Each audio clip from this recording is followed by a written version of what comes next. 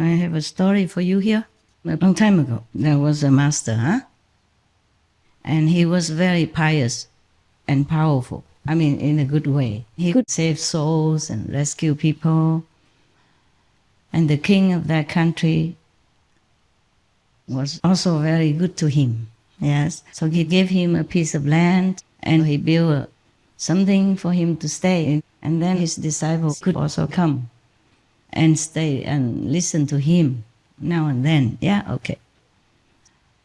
But then some of the disciples were not content with just coming and going. They wanted to stay there forever. Okay.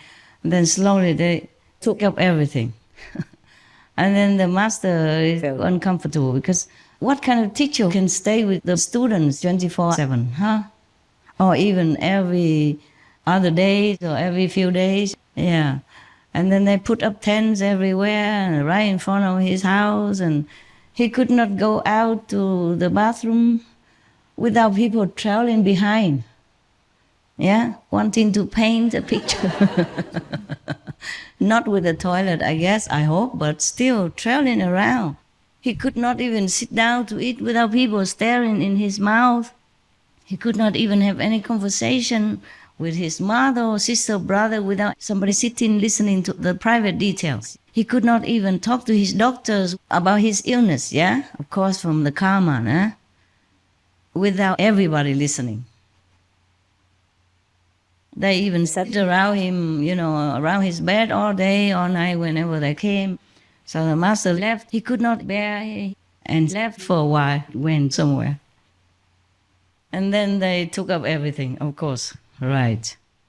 And then after a while, they didn't have the master. So one of the so-called disciples said, hey, maybe we are too possessive here. That's why the master cannot bear it. And he left already. Why don't we maybe leave the place for the master to stay alone? And then we can come to see him at his convenience. He's getting older, he also needs rest, okay? So, okay, they all left. Yeah. But one of the so-called disciples was not happy with that. She came, stayed there a long time. It was cheaper, no need to pay any rent, nothing. Put up a tent there and just stay. The ashram always have some food. I like that. Came and went whenever she wanted, like her own house. So was reluctant to leave, didn't want to leave. And by the way, one of the other disciples, her friend, they're two friends, two females. One didn't have magic power or was not aware that she had magic power. But they were friends in many other lifetimes. They were magicians, black magicians. And follow the master, of course, didn't exercise any more power. Fine. Another one of the friends, happened to do something that was wrong and harmful to the whole assembly. So the master asked her to leave. And then this friend came and, gossip with the black magician friend. And this magician got this excuse to curse upon the place of the master. Not only that, but the master also got affected. He could have averted it. He could have returned this power to that magician person. But he could not do that. Number one, he didn't have the heart to do that. He was not used to doing this kind of bad thing. Number two, the karma of the disciple, he must bear. Okay? But that person's soul has been burned almost like black coal, until the master came and embraced her inside and repaired her damage. But still, that person still needs to go to hell for a long time. Let me see how long. I saw this inside the vision, okay? So I noted it down. It's not in any book. But if you see Maudgalyayana's story, then you should know. It's similar. Okay, the one that cursed the master and put a forbidden fortress into his place so that he come back. They invite him to come back, but he could not live in there. Live very uncomfortably, you know. Some days headache, some days stomach ache, some days heart problem, some days blood pressure, some days insects come and invade his quarter, etc., etc. And also the assistant around the master also became infected, yeah? And they also work against the master. Anything the master said, they could not listen. They didn't listen well. Even if he said black, they would do white. It was so obvious. And when the master first came, he was also very kind of stretch out if you want. Okay, stretch out. All right. So when the master first came, he was also feeling very bad, you know, headaches, forgetting things, feeling like something was draining his energy, and also very kind of blurry, yeah, vision. It's kind of like you are in a kind of forgetfulness, some kind of different physical ability, different than before. You understand me? Yeah, forgetting things, writing things not as precisely as before, and kind of inside, a little bit like blurry, kind of a dizziness inside, sometimes physical. Got that? Yeah. Felt like a different person, a much older, like forgetful, and not easy to handle daily things anymore. It was a very difficult time for the master. But the master still had to continue to do the work, you know, much other work to do.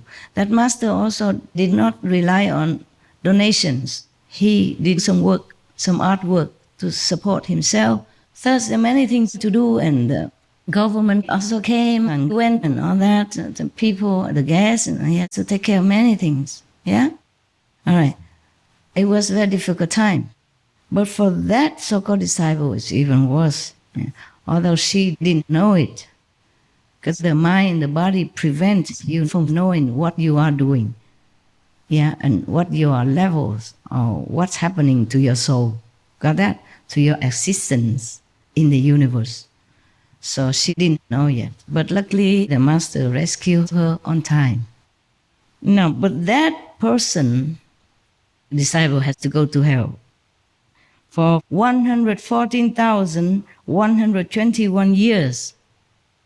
And then, after that, she became a snake, a poisonous snake, reincarnated as a poisonous snake, and had to live among the population so that anyone who saw the snake would beat her. The animals also harassed the snake. For 922 years, she could not bite herself to death.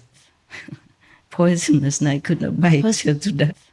For 922 years.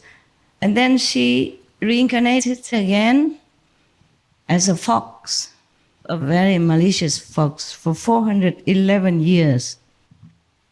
And then she became a wolf, but very hungry, difficult to catch anything to eat, and being harassed and wounded by other animals because she was weak, a weak wolf, yeah. But still could not die. It could not be eaten. That wolf wouldn't be eaten, wouldn't be dead, just being beaten or harassed all the time in her life for 323 years. It's more. Like this, I look scholarly, huh? Like I know something. Like I'm a very learned person. For 323 years, she has been harassed, molested wolf. And then she became a lion for another 225 years, also being hungry, thirsty, and being in the wrong place and always being harassed instead of catching any prey. And then after that, she became a human with no vision, no hands, not a very good mind, could not speak, could not hear very well. She was not a very functional human, okay? Arms, legs were all deformed. And then she became like a leprous person, understand? The hands keep eating themselves up, and the feet, and And from inside also some worms also eat her up from inside, but couldn't get rid of it. No medicine can cure it. Cured and then came back again and again. For 22 years, yeah? And then, but also a very violent person, even without all that, still a very violent person. Therefore, of course, being captured and by the government, put in prison and all that, and being beaten up by inmates, yeah, because of a violent temper. And then she went back to hell because of doing violent things in the world. Due to the past karma, it could not be erased and escape. The karma, even though the master erased it for you, if you're doing bad things, you will come running back, okay? Nothing can be destroyed forever unless you escape from that. Like, okay, you might escape from the fire, then you're unharmed. But if you continue to stay there, you will inhale the smoke and die even if you're not burnt. Got that? So the master takes you away from this karmic zone of yours so that you can be free, forever, yeah? And then because of that, being violent, beating up people, killing others, she went to hell for 73 years. And then she became human again. After being washed up, came back, became human again, but brainless, handicapped, the same again. And then became a hungry ghost. I just wrote it quick, so not too much detail, okay? But you can imagine the rest, okay? Human brainless, what do you do, huh? And then became a hungry ghost for 95 years because she never contributed anything to anyone while she was alive, yeah? Apart from all the wickedness and black magic, wrongly used powers, she never been kind, or despite the master teaching her to be kind to other people. You don't have to give money or possessions. You just be kind, yeah? Or you be supportive of good people. Like if somebody gives somebody $5, you're happy in your heart that the person is doing a good deed and the needy person has some help, then you're happy. In Chinese they can 欢喜心, means you're happy to see somebody doing a good deed. That is also a kind of charity. I told you before, yeah? Okay. Not even that. Anyone who is kind of famous or doing good things, she envied. And she slandered them, thinking, just doing that for fame. You understand me? For being famous is not good. So therefore, she became a hungry ghost for 95 years. Because while being a human, she's brainless. Now there's no chance to know what to do. No chance to even be happy when somebody else was doing good deeds. Least of all, to even give anything to anyone. Always given a human chance in order to do things good, to redeem your past mistakes and to practice spiritually. But a brainless person, how? You see that? Even looks like a human, but is not 100%. So she could not do anything more to get out of her trouble, get out of her bad retribution, yeah? And so she could not even think of helping anybody. Herself even being helpless. You got that? Okay. So she became a hungry ghost for 95 years. And then, while being a hungry ghost, the yaksa demons keep eating her flesh, Today bite this, tomorrow bite that. So all day long, even though being a ghost is not peaceful, being eaten by the yaksa demons. And then she went back to hell again, because no merit. But when the yaksa beat her, she got angry and, schemed to revenge and all that. Of course, all this will lead you back to hell. She went back to hell again. To be a human, because she was once a practitioner, she had mastered power and protection. At least she had been given a chance again and again and again to be a human, but still no use. She went back to hell again for 2,326 years, etc., etc., etc. Like this, she continues forever in lower life forms. human or non-human. Okay, end of story.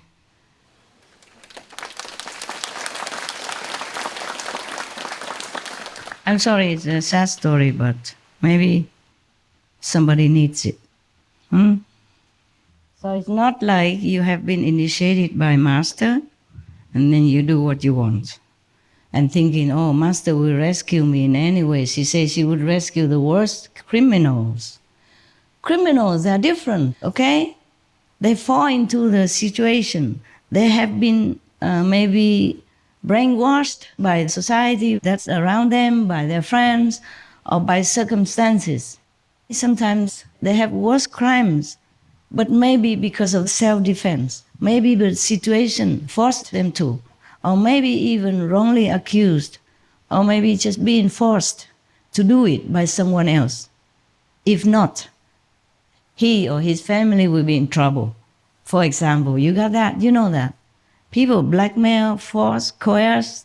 They blackmail others, yeah, innocent or vulnerable victims, and coerce them into doing bad things against their will also.